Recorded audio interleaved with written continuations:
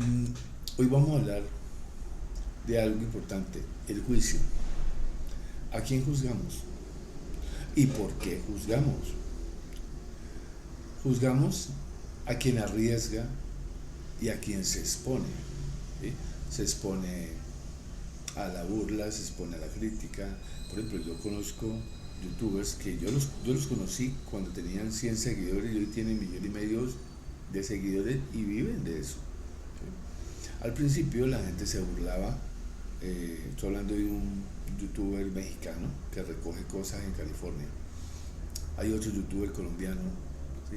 Y esto solamente hablando de los youtubers, pero normalmente criticamos al que arriesga en un negocio, a quien se expone, ¿sí? Porque empezar un negocio es exponerse al fracaso también. ¿Sí?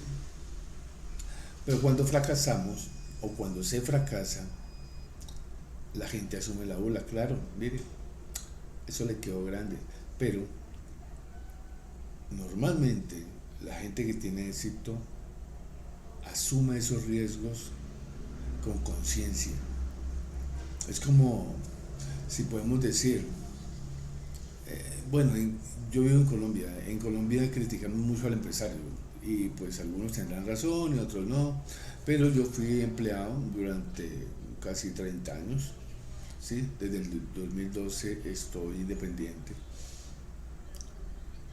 y yo le puedo decir que crear empresa es algo terrible y difícil. ¿Por qué? Porque normalmente eh, dentro de las empresas hay mucha gente perezosa, hay mucha gente que no hace el trabajo como debe ser, o como decimos acá, maman gallo, pierden tiempo. Entonces uno dice, bueno, realmente vale la pena realmente tener empresa. Y por ejemplo, cuando yo estaba trabajando en el primer empleo, donde yo entré de mensajero y terminé de, como decir, como de jefe de sistemas, pero ese cargo no existía. Cuando yo ascendí, fui ascendiendo, cuando yo me di cuenta que iban a comprar un computador. Yo no esperé, pero yo sabía que nadie allí sabía manejar un computador. Yo a la salida, ese mismo día a la salida del trabajo, me fui, averigué en el directorio, porque no había internet, en el directorio, un sitio donde enseñaran cosas de sistemas, porque yo tampoco tenía idea. Y fui a parar a Texas de Colombia. Estamos hablando que esa gente eran los distribuidores de IBM, por allá por el norte, en Cali. Pues, ¿qué pasó? Ese mismo día contraté eh, un plan completo de sistemas, que era DOS, como el sistema operativo, como decir hoy Windows, pero DOS, mmm, WordStar, que era como el Word de hoy, Lotus 123, que era como el Excel de hoy, y DBase, que era una aplicación de bases de datos, todo funcionando sobre DOS. Pues para hacer corta la historia, cuando llegó el computador y llegó el encargado, que eran los contadores de la empresa, le preguntaron al dueño de la empresa que quién iba a manejar el computador, y él mismo dijo, no, pues será mandar a alguien a un curso. Yo inmediatamente les dije, no, yo sé manejar el computador. Miren, aquí está mi curso de certificado de testing de Colombia, distribuidor de IBM. Lo miraron y dijeron, ah, bueno, entonces venga usted. ¿Qué pasa? La mayoría de la gente espera es que la empresa le pague los cursos, que la empresa asuma todo, ¿sí? Pero ¿qué pasa si yo hubiera esperado a que la empresa se hubiera decidido por mí, para un curso? Pues de pronto hubieran mandado a la secretaria de gerencia o al jefe de cartera váyanos a ver. Pero fui yo, no tuvieron que mandarme curso, yo ya sabía. Entonces yo quedé encargado desde ese tiempo a manejar el computador. ¿Y qué era manejar el computador? Meter cosas al programa de contabilidad, porque se compró fue para meter cosas en el programa de contabilidad. Y después dijeron, no, hay que meter inventario, hay que meter otras cosas. Para hacer corto el cuento, ese programa se nos quedó pequeñito para lo que necesitábamos y me mandaron a una feria de computadores en el Hotel Intercontinental, y allá conocí a una gente que fabricaba un software en multiusuario, en red, multiusuario real. Y en ese tiempo estamos hablando del año 88, es decir, estamos hablando de hace muchos años. Entonces, resulta que nos gustó, la aplicación funcionó, pero a mí me impresionó la manera en que funcionaba ese programa. Y yo le pregunté al programador, porque era un tipo, un flaco, Elius Ramphis. Yo no sé dónde andará ese tipo, pero yo le dije, ¿en qué está hecho este programa? Me dijo, en Clipper. ¿Y qué es Clipper? Es un compilador de DBase, pero con algunas cosas, con algunas mejoras y qué sé yo. El hecho es que yo le dije, oh, qué chévere, me gustaría aprenderlo. Y él, sin egoísmo, me regaló, fotocopiado, obvio, el manual. Me dijo, y aquí está el compilador. Ahí está cómo se hace, ahí puedes empezar a programar. Y allí fue cuando yo empecé a programar. Primero comencé a programar en DBase, ¿sí? Hacía los programas en DBase y los compilaba. Compilar es volverlos ejecutables, independientes de la máquina. Bueno, me volví muy experto en Clipper. En el año 90 salió una opción de empleo en el CIAT, el Centro Internacional de Agricultura Tropical, una empresa, una multinacional gigante de semillas. Bueno, fui a una entrevista, no quedé, pero el jefe de sistemas me llamó y me dijo, mira, tú no quedaste, no porque no diera la talla, fuiste el mejor. Yo le dije, entonces, ¿qué pasó, mijo? No tenés diploma, no has estudiado. Es decir, yo no tenía un título de una institución ejecutiva, porque yo había aprendido autodidacta todas esas cosas. Yo le dije, me dijo, mira, una sugerencia, métete a hacer una carrera, así sea técnica, porque de noche no hay ingeniería en ese tiempo. Pues de una vez, llegué a Cali otra vez y me fui a averiguar dónde había una carrera técnica, en el Centro Colombiano de Estudios Profesionales. Me hice una carrera técnica, me volví un hacha, buenísimo en eso, fui el mejor, con mención de honor y todas esas cosas. Bueno, sin egos, sin nombramientos ni nada vainas. Recortemos la historia. Terminé en el año 93, en un mayo, y en ese mismo mayo salió un clasificado de una empresa muy grande de plásticos en Cali, que necesitaban un programador en Clipper. Estamos hablando de que un programador, eso de programación, de eso no se hablaba en Colombia en esos años.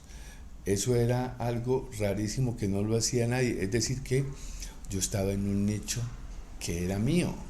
Entonces, yo fui tomando riesgos. Aquí voy toda la historia, que hay que tomar riesgos. ¿Por qué? Pues uno puede fracasar, pero también puedes tener éxito. Y yo fui teniendo éxito poco a poco. Resulta que entré a la empresa en una entrevista y quedé, y allí me mantuve casi 20 años. ¿Sí? Yo estuve 2 empresas. ¿A qué voy? Me volví tan bueno en ese programa que ese lenguaje me sirvió para toda mi vida laboral. Y con esos 30 años de trabajo, pues obvio me pensioné.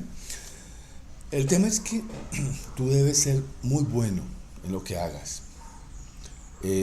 Y pues hoy en día yo hablo de eso y la gente se burla. Le digo, no, pero se burlan porque estamos hablando que ahora estamos hablando de Python, que también estoy programando, de PHP que también programo en otros lenguajes de internet, todas esas cuestiones. Pero a lo que voy es que mucha gente sabe Python, sabe PHP, pero no tiene creatividad de qué hacer con esas cosas. El riesgo tiene que ir unido a una idea creativa. Si tú asumes el riesgo sin una idea creativa, tú te expones al fracaso. ¿Sí? Uno dice, ay, se expone al éxito, al fracaso, claro, pero ¿cuál es la variable diferencial? La creatividad y lo que tú sepas. ¿Sí?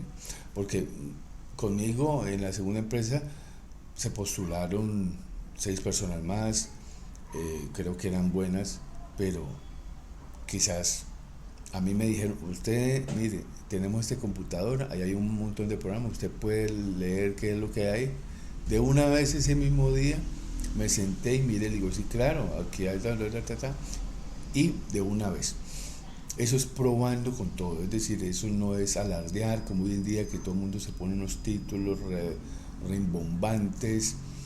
El tema es que juzgamos a quien arriesga. Y hoy en día, mucha gente ni siquiera intuye a qué me dedicaba yo. ¿Por qué? Porque eso era tan raro que explicarlo también era raro. Y hoy en día ya no explico. Hoy que me decidí a hablar de eso. Entonces, a veces la necesidad de arriesgarse puede estar motivada a buscar una experiencia emocionante o una oportunidad de crecimiento personal o laboral, que fue el mío en este caso. ¿Sí? Entonces hay quien decide escalar una montaña o lanzarse en paracaídas o aprender algo que te va a salvar el resto de tu vida. Entonces, a veces no intuimos el poder que tiene volvernos buenísimos en algo, pero hay que arriesgar con esa variable, con la variable de que tú sabes algo productivo que necesitan el sistema, que necesitan las empresas, que necesita el comercio. Y en ese tiempo yo ya me daba cuenta que las empresas iban a necesitar programas de computador. Igual pasó con el internet, igual pasó con las redes, siempre iba yo pegando adelante. Tú debes pegar adelante, arriesgarte a aprender, porque esa es otra cosa, que las personas a veces toman riesgos, pero para saltar mañana. No, yo tomaba riesgos de aprender, pero para saltar en un año. Entonces ese año me servía para volverme experto en saltar. El tema es que tú sí debes tomar riesgos, pero hay que ser inteligente en saber qué es lo que vamos a aprender, en qué es lo que vamos a arriesgar. Es como el empresario. Muchos empresarios fracasan porque, primero, hay gente que no sabe un balance contable, un balance financiero. Si no sabes un balance financiero, es muy posible que fracase. ¿Por qué? Porque el balance financiero te da en números cómo va la empresa. Entonces, eso se me fue casi pasado los 10 minutos, pero el tema es que tú debes arriesgar con información importante, con conocimiento importante. Y así no importa si te expones. Por ejemplo, yo ya tengo casi 60 años y me metí a youtuber, pero no es hablar de los temas que yo conozco, porque yo no voy a hablar de temas que no conozco, ¿sí? Entonces el riesgo está medido, ¿sí? No creo quedar tan en ridículo, porque hay gente que dice, el viejo youtuber, el cucho youtuber. Sí, es posible que sea un cucho youtuber, pero de cosas que yo sé, de cosas que conozco, de información que conozco y que puedo exponer sin necesidad de estar viendo diapositivas, porque esa es otra cosa, ¿sí? que tú no tengas que ver, que llevar apuntes, porque toda la información está en tu cabeza. Y son los riesgos buenos, ¿sí? Que tú te prepares. Tú no vas a hacer el curso de paracaídas hoy para saltar en una semana, no. Tú debes saber que tú quieres la experiencia de paracaídas, pero ponla a 6 meses. ¿Por qué? Porque eso es de hoy, en 6 meses, es el tiempo en que tú te vas a volver experto en saltar en paracaídas. Entonces, ¿por qué se fracasa? Pues porque tomamos riesgos a la ligera, tomamos riesgos sin información, tomamos riesgos sin conocimiento. Entonces, ¿qué posibilidad hay para que tengamos esto? Éxito? Pues lo contrario, tener información, tener conocimiento. Y no solamente tener conocimiento, yo sé de programación, pero también sé de balance contable, sé de balance financiero. Entonces, si me plantean un negocio, yo voy de una vez a ponerlo en números. Venga, pongámoslo en números. Ah, pero ¿por qué? Pues para ver cómo es que es. Y la mayoría de la gente, ese es otro tema que voy a hacer. La mayoría de los emprendedores fracasan porque no tienen idea de inversiones, de balance contable, de depreciación, todos. Unos temitas buenísimos y bonitos de contabilidad y costos. Entonces, para cerrar, arriesguémonos, pero con información. Arriesguémonos con talento desarrollado, con el poder de saber algo que el comercio necesita. Si hoy en día tú te metes a hacer algo, te metes al negocio de las arepas, mucha gente está metida en el negocio de las arepas, es difícil. Entonces podríamos decir muchas cosas sobre cuáles son los nichos importantes, pero ese es otro tema. Bueno, espero no haberlos aburrido y que les sirva la información que les estuve dando ahora. A veces arriesgarse es la única opción, pero es como el que migra. Hace poco hice un video sobre qué debo saber yo para migrar. Es decir, yo no debo irme sin saber nada. Yo debo irme sabiendo cosas, con habilidades desarrolladas. ¿Por qué? Porque de una vez que yo aterrice en el país que yo quiero ir, voy y quiero hacer las cosas en las que soy experto ya. ¿Sí? Entonces, preparémonos y asumamos el riesgo, pero con preparación. Bueno, espero que les haya gustado. Suscríbanse y un abrazo. Felicidades. Chao, chao. Y súmense porque queremos ser más. Chao, chao.